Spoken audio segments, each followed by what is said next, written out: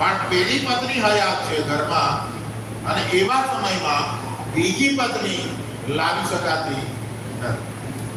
બરાબર? ખ્યાલ આવી ગયો? આગળ મા બાપને કીધા વગર લાડીને લઈને આવવું જોઈએ. મા બાપ પહેલા તો ઈશ્વર આવે. મા બાપ પહેલા કોણ આવે? ઈશ્વર, પછી મા બાપ. ઈશ્વર કહે છે ગાડી લઈને ભાગ, હા જતી રહેશે. આપણે એટલા બધા ગાંડા થઈ જઈએ છીએ ને કે બસ દુનિયામાં આપણા દેશની વસ્તી કેટલી? આપણા દેશની વસ્તી કેટલી? કેટલી વસ્તી? 104. હા બોલો આ મોટી મોટી છોકરીઓ હોશિયાર કેટલી વસ્તી છે? નરેન્દ્ર મોદી સાહેબ કેટલી વાર બોલે છે? 140 કરોડ. કેટલા? ચીન કરતા પણ સૌથી વધારે વસ્તી કોની છે? ભારત. ભારત નંબર 1 છે. તો એ ભારતમાં તમને છોકરી છોકરો નહીં મળે? હા પણ આપણે એવું માનીએ છીએ આ એટલી જ છે અને એ જતી રહેશે તો ગાંડા ગાંડા થઈ જાય. કલ્પના તો પાગલ છે. કલ્પનાની ચિંતા, કલ્પનાની ચિંતા, કલ્પનાની ચિંતા, કાલ્પનિક ચિંતા જતી રહેશે તો જતી રહે તો જવા દો. શું કરવા બળજબરી કરો? અત્યારે જ નથી રહેવાની તો લગ્ન પછી રહેશે એની શું ગેરંટી? તેના કરતા જવા દો. હા ચાલ. લગ્ન થઈ ગયા પછી છોકરો જે છોકરી બીજાને પસંદ કરવું જોઈએ કે નહીં?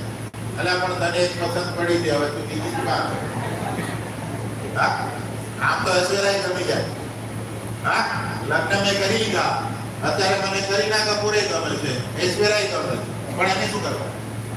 કારણ કે મેં તો ઓલરેડી કરી લીધા.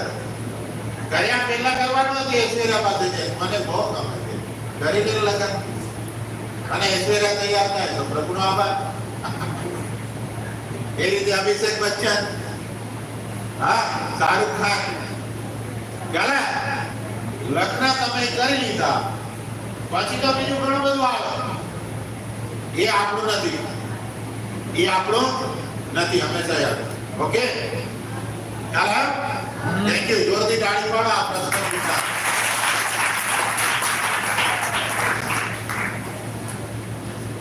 એક પ્રશ્નમાં ઘણા પ્રશ્નો આવી ગયા. હવે બીજો છે ક્રિસ્તી છોકરીને પૂછવા જાય ત્યારે એના માતા પિતા કેમ હા પાડતા હોતા?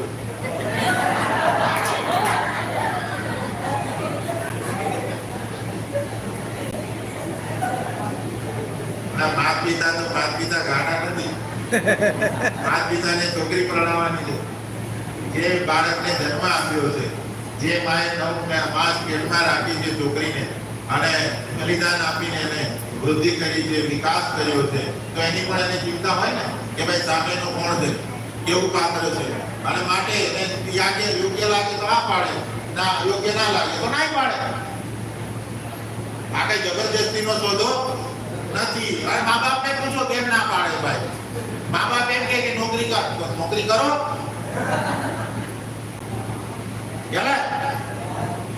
મારો એક મિત્ર સાંભળતો ત્યાંથી જાઓ ક્ષેત્રની આગળ ગુદિયા ગામ. કયું ગામ? ગુદિયા. અમે સાથે ભણ્યા. અહીંયા નેત્રંગમાં સાથે ભણ્યા. 8, 11, 12 અને પછી રાજપીપળામાં કોલેજમાં સાથે. હવે એને જે છોકરી જોડે પ્રેમ હતો 8મા ધોરણ અહીંયા અમે સાક્ષી, 11, 12માં પણ પછી એ કોલેજમાં આવ્યા રાખી. હવે આ છોકરી અને છોકરો બંને મારા મિત્ર પ્રેમ કરતા, પણ મા બાપ ના પાડતા. તો શું કર્યું છોકરીએ કે જ્યાં સુધી મારા મા બાપ હા નહીં પાડે ત્યાં સુધી લગ્ન નહીં. હું ધીરજ રાખું, હું ધીરજ રાખું. હું કોઈ જબરદસ્તી મારા મા બાપને કરીશ નહીં. છોકરાએ પણ કર્યું કે એના મા બાપ જ્યાં સુધી નહીં તૈયાર થાય ત્યાં સુધી હું કદી જબરજસ્તી કરીશ નહીં. બંને જણાએ ધીરજ રાખી, વાતચીત થઈ, સમજાવટ થઈ. હું ગયો કારણ કે છોકરી મને ભાઈ માનતી